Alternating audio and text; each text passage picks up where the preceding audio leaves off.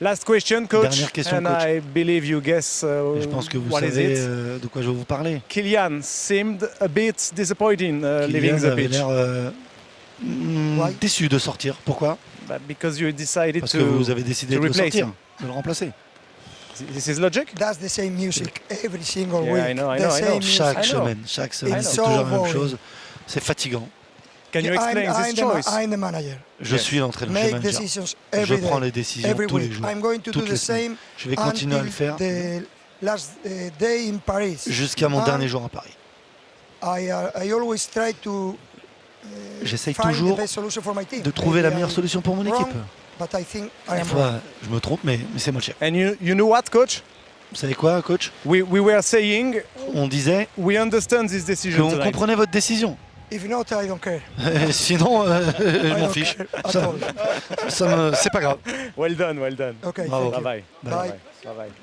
Luis Enrique, la réplique parfaite de Luis Enrique, c'est vrai qu'il fait fi des avis extérieurs, ce sont ses décisions. Oui, c'est la même rengaine, monsieur Luis Enrique, absolument. On vous parlera toujours de Kylian Mbappé parce que c'est l'un des tout meilleurs joueurs au monde qu'il va quitter la France. Donc on a envie de parler de lui, bien sûr. Et cette Il n'a sortie, plus que 7 matchs à nous supporter. On a plus- Par rapport à ça. Donc, on va le retrouver, on le retrouvera quand même peut-être, notre ami ouais, mais il n'y Luis aura plus Enrique. Kylian, donc bon, il sera tranquille avec ça. Mais Mais nos questions l'use, hein, ça l'use, hein. nos questions sont normales et sa réponse est normale aussi. C'est moi qui décide. Et encore une fois, avec Edouard, je pense qu'on est d'accord. J'ai hâte d'avoir l'avis de Benoît. Mais je pense qu'en plus, pour le coup, sportivement et au vu des échéances à venir, ce soir, ça peut s'entendre complètement. Eh bien, on y va. Benoît Chéroux qui n'a pas encore donné son avis sur ce débat. Sortie logique pour vous ou pas ce soir à l'heure de jeu?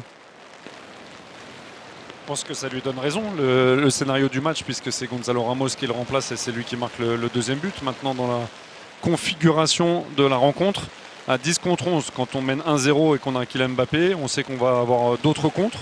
Et moi, en tant que coach du PSG, je pense que je l'aurais laissé encore un petit peu de temps à Kylian Mbappé sur le terrain, parce qu'il est plus dangereux que Gonzalo Ramos en contre. Il aurait marqué le but vraisemblablement que Gonzalo Ramos a marqué aussi. Et après, dans la logique de le faire reposer parce qu'il y a un match important mercredi contre Rennes en Coupe de France, ça peut se comprendre. Maintenant, dans la configuration du match, pour moi, c'est le joueur le plus fort en contre.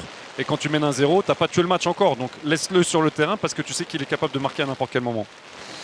Ok, Donc Benoît. je suis pas d'accord avec vous. Les gars. Ouais, bon, c'est bien ce que je ressentais, tant mieux, c'est le principe du débat, même si Luis Enrique était usé, qu'on lui parle encore une fois de Kylian Mbappé ce soir. Luis Enrique, do you hear me, coach? Est-ce que vous nous entendez, coach? Yes, perfectly. Ok, Parfaitement. great.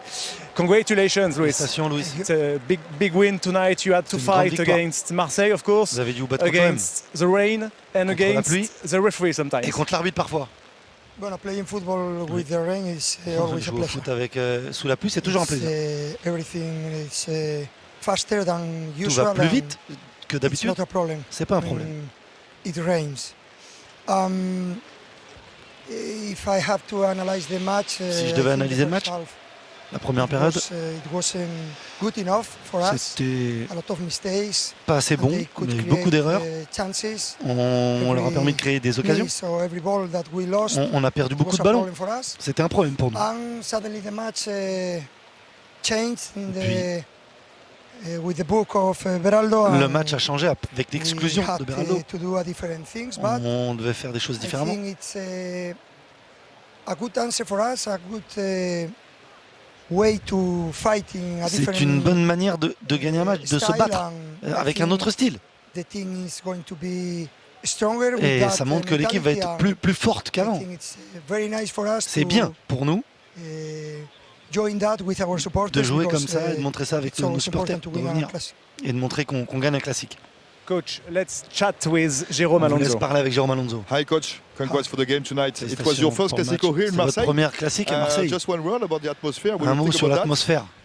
Yeah, I heard a lot about the On a atmosphere. entendu and, beaucoup de l'atmosphère. Yeah, Oui, impressive, very nice. I c'était think bien. all of the players that had the opportunity to play in that environment. C'est bien pour tous les joueurs de they jouer, enjoy a d'avoir lot l'opportunité de jouer là. because it's, so nice. C'est bien, Great. très bien. Why did you use Ousmane Dembélé like a number 10 tonight? Pourquoi at vous the avez utilisé beginning of Ousmane the Dembélé game? comme un numéro 10 ce soir? I think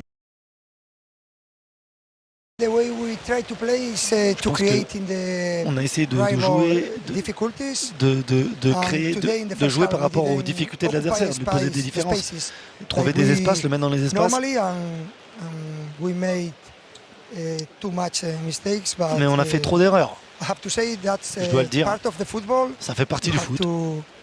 to accept that and On doit try to accepter improve. ça et progresser. Un héros parisien, Vitinha, qui prend de l'épaisseur avec David Ayala. Oui, avec Vitinha. Bon, déjà, avant de parler de votre performance personnelle, parlons de la performance de l'équipe qui, ce soir, a vraiment très très bien défendu. Bonsoir. Tu as bien dit, c'est le plus important, c'est l'équipe. On n'a pas commencé bien le match, on n'a pas fait une bonne première mi-temps, tout le monde l'avoue. Tout le monde avoue ça. Et après, c'est encore pire avec l'expulsion, avec Beraldo. Mais il faut souligner notre réaction, il faut souligner notre deuxième mi-temps. Avec 10, on a joué mieux qu'avec 11. Ça, c'est l'esprit. C'est pas une autre chose.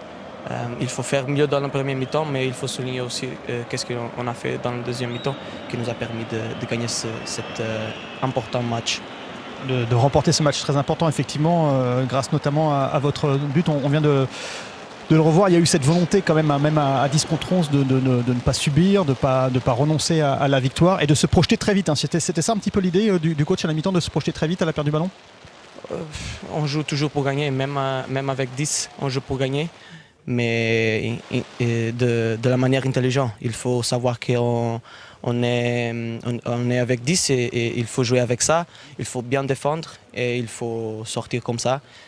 Et même avec 10, on avait du ballon aussi, avec un peu de possession, mais après c'est normal, 10 contre 11, on perd le ballon, c'est normal. Mais c'est comme j'ai dit, c'est incroyable les choses qu'on a fait le deuxième mi-temps qui nous a permis de gagner cet incroyable match, cet important match que c'est un classique. Juste pour terminer, une question sur votre positionnement, parce qu'on a souligné pendant tout le match, et notamment Benoît Chirou qui commentait le match, vous avez fait un match incroyable, mais on avait des doutes un petit peu sur votre position, notamment au début du match. On a vu le coach qui est venu vous voir, peut-être vous a demandé de jouer un petit peu plus haut. C'était ça l'idée, de vous positionner un petit peu plus haut entre les lignes? Moi, t'as dit. Ouais, moi j'ai joué 6, mais après j'ai vu qu'on n'a pas trop de ballons, on n'avait pas de calme. Et je veux sortir un peu pour avoir le ballon, mais mal de ma part. Il faut rester dans le milieu, il faut rester là dans le milieu, que c'est difficile de jouer. Et c'est ça qu'il m'a dit pour corriger, de faire différent. Et après, avec l'expulsion, le match c'était différent. Mais oui, c'est ça. Bravo en tout cas pour le match. Bon retour. Félicitations à Vitinha, effectivement, avec nous pour réagir après cette victoire parisienne. Le temps d'ouvrir le débat sous un soleil radieux, messieurs, qui concerne la sortie de Kylian Mbappé ce soir, 64e minute de jeu, remplacé, sorti par Luis Enrique. Question simple, j'attends vos réponses. Est-ce que cette sortie est logique? J'attaque, Doudou? Jérôme. Allez, non, alors autant j'ai trouvé que parfois le traitement qui avait été accordé par son coach avait pu être sévère parfois. Autant je trouve que ce soir, voilà, d'une part il n'a pas fait une grande première mi-temps, comme tous ses autres collègues joueurs de champ, mais peu importe. Et que deuxièmement, il y a des échéances aussi énormes à venir pour le PSG, dans pas très longtemps. Ouais. Donc pour ces deux raisons, voilà, encore une fois, j'ai trouvé que parfois ça a été injuste. Ce soir, ça me choque pas du tout. Tout à fait logique. Sincèrement logique. Il débute classique, ça je suis content. Et puis la sortie à la 65e, somme toute logique, il faut le préserver. Il y a des grosses échéances. On regarde ces images, hein, le visage de Kylian Mbappé qui n'a pas l'air d'accord avec vous. Hein. C'est logique. Mais c'est que lui ne soit pas pour okay, son dernier classico en France, lui espérait aussi une autre performance, c'est certain. Il espérait certainement marquer, il espérait peser plus sur le match. Il n'a pas pesé du tout sur le match pour une fois dans un classico. Donc effectivement, il y a de la frustration. On sait que voilà, on sait son goût pour le combat, on sait son goût pour son amour pour les grands matchs. Ce soir, il n'a pas fait un grand match, il sort, c'est de la frustration et il est déçu de sortir parce que lui aussi sait qu'il n'a pas fait un immense match. Que lui ne soit pas content, c'est normal. Personne n'aime sortir. Par contre, c'est là, Luis Enrique montre que c'est lui le patron, il y a d'autres échéances. Et là, moi, j'ai rien à dire. C'est logique. C'est cohérent.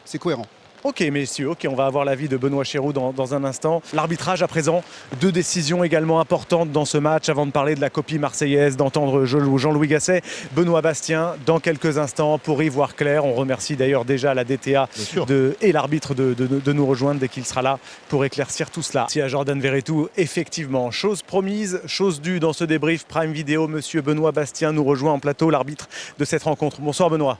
Bonsoir. Bonsoir, merci de venir nous voir. On a déjà beaucoup parlé de vos décisions ce soir. Commençons peut-être, si vous le voulez bien, par ce carton rouge que vous mettez finalement à Beraldo avant la pause. Pourquoi, finalement? Pourquoi? Je suis alerté dans un premier temps par mon arbitre assistant qui m'indique qu'il y a une faute de Beraldo qui bouscule Monsieur Aubameyang. De par son positionnement, c'est lui qui est le mieux placé pour identifier cette bousculade au sens des lois du jeu, qui lui fait perdre sa capacité à pouvoir jouer l'action ensuite. Donc c'est votre assistant qui vous dit c'est mon assistant qui indique qu'il y a faute sur cette situation. Et ensuite, je suis alerté.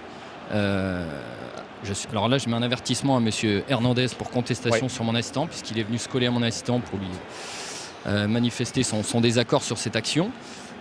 Et ensuite, je suis alerté à juste titre par mon arbitre assistant vidéo pour réanalyser l'action, puisqu'on est dans un cas de potentiel carton rouge.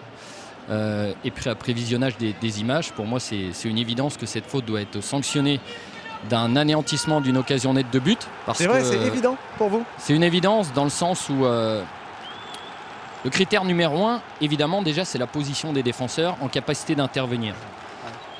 Au moment de la faute, la dynamique de l'action vers la profondeur, la capacité pour moi qu'a le joueur offensif à pouvoir continuer l'action, maîtriser le ballon, et l'absence de défenseurs en capacité d'intervenir, à mon sens, sont les critères qui permettent, malgré la distance, mais l'orientation vers la profondeur sont les critères qui permettent de dire qu'il y a une occasion nette de but qui a été stoppée par l'intervention illicite de M. Beraldo.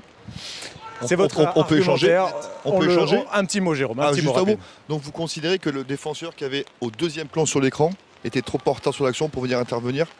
Je pense en effet, j'en suis convaincu au moment où j'analyse et je prends ma décision, qu'avec la vitesse et l'orientation, s'il n'y a pas cette faute sur Pierre-Emerick Aubameyang, qu'il y a une occasion claire il y a un danger immédiat. Qu'il y a une claire occasion de but. Le joueur, on voit qu'il est encore sur la ligne médiane au moment où il y a faute. De l'autre côté du rond central, pour moi, la distance de ce défenseur m'amène à la conclusion qu'il n'était pas en capacité d'intervenir. Et pourtant, vous analysez bien tout de suite l'action, puisque vous, au départ, vous avez un bon champ de vision, et pour le coup, au départ, vous, à l'instinct, vous ne savez pas faute.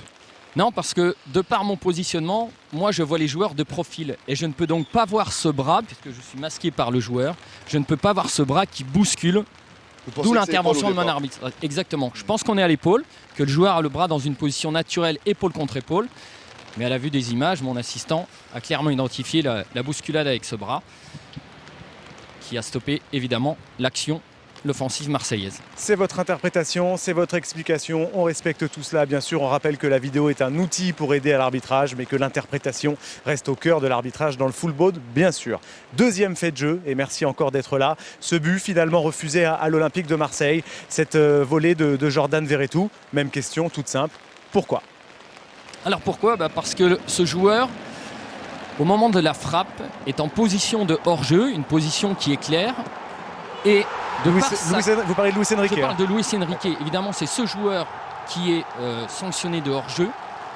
Il est en position de hors-jeu et de par sa très grande proximité avec le gardien de but, il influence forcément sa capacité à pouvoir intervenir. Ça, c'est intéressant. Par conséquent, le but est refusé puisqu'au sens des lois du jeu, un joueur qui a une très grande proximité, qui influence la capacité d'un adversaire à intervenir, parce que le considère dans ce cas-là, il est collé au gardien de but. Par conséquent, sa position devient sanctionnable. L'avis de l'ancien gardien? Alors, c'est vrai que sur celle-là, j'étais pas d'accord parce que pour moi, au moment de la frappe, Luis Enrique ne masque pas le gardien et que deuxièmement, il ne contrarie pas l'intervention puisque le ballon part à droite du gardien et que Luis Enrique est un petit peu sur la gauche du gardien. Donc pour moi, sur cette action, proximité ne vaut pas forcément gêne puisque et sur le champ de vision et sur l'intervention, Luis Enrique ne gênait pas, pour moi, Donnarumma. Mais c'était mon humble avis. Et sur cette action, effectivement, est-ce que proximité vaut action de jeu? Pas forcément, ce que vous me dites. Non, pas forcément. Sur l'intervention, on voit bien qu'il est sur sa gauche et que le ballon passe. Et d'ailleurs, c'est drôle, l'attitude de Donnarumma. Oui. Donnarumma, pour le coup, nous on réclame souvent les gardiens. Et là, Donnarumma ne réclame rien. Et lui, je pense qu'il sait parfaitement que s'il n'y a pas Luis Enrique, il ne peut pas avoir le ballon du tout. Bon, merci en tout cas. Bien, merci merci Monsieur beaucoup, Bastien d'être venu donner cette clarification, cette lecture de ces décisions ce soir. C'est hyper important, encore plus dans un match qui est très regardé en France. Donc vraiment, merci ainsi qu'à la direction technique de l'arbitrage. Merci à votre accueil. Je vous laisse poser le soirée. micro au chaud et rentrer vous abriter, Monsieur Bastien. Merci d'être venu voir et merci effectivement à l'arbitrage français pour cet élément de clarification. Oui, je vous dis, prenez bien, moi ça tranquille, victoire 2-0 du PSG contre Marseille, de le Classico, mais c'est une plaie Classico, d'ailleurs on l'appelle maintenant le classique, parce que c'est devenu classique maintenant pour nous, de vous battre, de vous mettre de 2-0, de 3-0, c'est devenu classique pour nous, il n'y a même plus de rivalité, il n'y a même plus, parce qu'on n'est même pas au même niveau, comme un très grand philosophe du 21e siècle, Booba, a dit, les aigles ne volent pas avec les pigeons, on n'est pas de la même catégorie, c'est comme si nous on était un Anthony Joshua, et qu'en face, vous étiez un Tony Yoka. C'est pas pareil. En étant en infériorité numérique, on a gagné, mais dès le début du match, dès le 0-0, dès le coup d'envoi, on était déjà en infériorité numérique. Parce qu'on ne savait pas qu'on jouait contre vous, mais qu'on jouait aussi contre le corps arbitral. Parce que le carton rouge sur Beraldo, faut nous expliquer. Pour moi, il n'y a pas carton rouge. Jamais il y a carton rouge. C'est de épaule à épaule. Et c'est normal, c'est dans le foot. Le foot, c'est un sport de contact aussi. Si on ne peut plus faire de contact, là, on joue plus au foot. On se met au balai, je sais pas, on se met à un autre sport. L'arbitre central avait pris la bonne décision, mais l'arbitre assistant, encore pas pourquoi t'es arbitre assistant. Parce que t'as besoin d'assistance, mais d'assistance visuelle. Parce que d'où t'es à côté, t'es à 2-3 mètres de l'action, et d'où pour toi il y a faute. Donc carton rouge.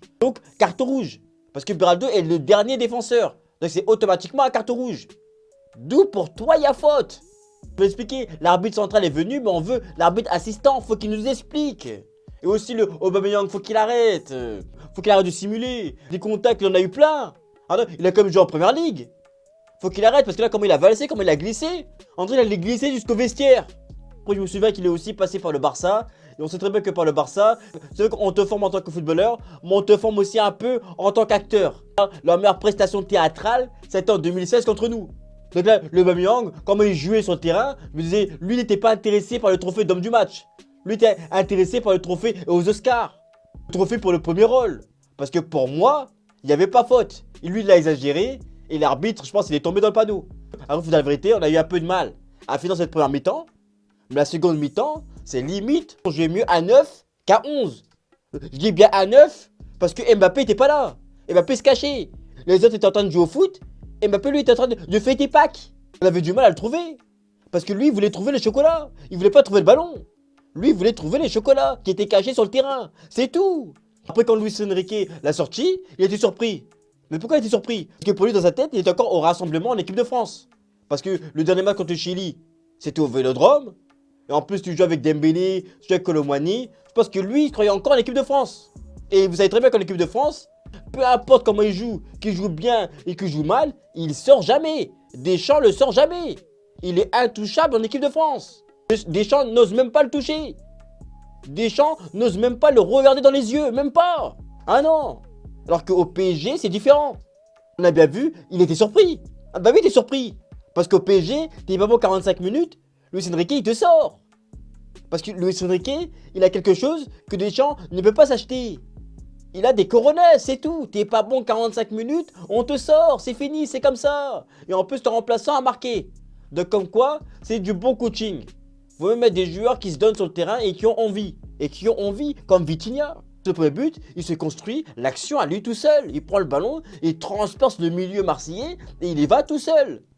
Mais on ressent bien les origines portugaises, la construction. Comme je l'ai déjà dit, on ressent. Il construit l'action tout seul. Vitinha, c'est pas un footballeur, c'est un ingénieur. Mais dans son temps libre, il regarde pas du football, Vitinha. Non, non. Il regarde les chantiers. Il est sur les chantiers. Voilà où il est. Il y en a d'autres, ils sont sur le terrain. Lui, il est sur les terrains. Ah oui, sur les chantiers. En tant que contremaître. Il construit, il fait les choses. C'est la même chose qu'il faut au PSG, il construit le milieu. Heureusement qu'il a été là et qu'il a inscrit ce but. Parce que ça nous a vraiment donné de l'air. Parce que les Marseillais, j'avoue qu'ils mettaient quand même une certaine pression. Alors même sur 1-2 avec Dembélé, j'ai bien aimé. Et d'ailleurs, les défenseurs marseillais, ils auraient même pas dû monter sur Dembélé. Vous savez très bien, Dembélé, il peut pas tirer. C'est pas, il sait pas tirer, il peut pas tirer. S'il tire, ça va aller à droite ou à gauche. Il peut pas tirer. Il peut même être devant les cages vides. Il va tirer, ça va aller à côté. Parce que son jeu, c'est un jeu de feinte. Sauf que ça va dans tous les comportements de son jeu, même dans les tirs. Donc quand il tire, ça le feinte. Ça le feinte même lui-même. Parce qu'il y a eu 2-3 occasions où il a tiré, ça allait sur le côté.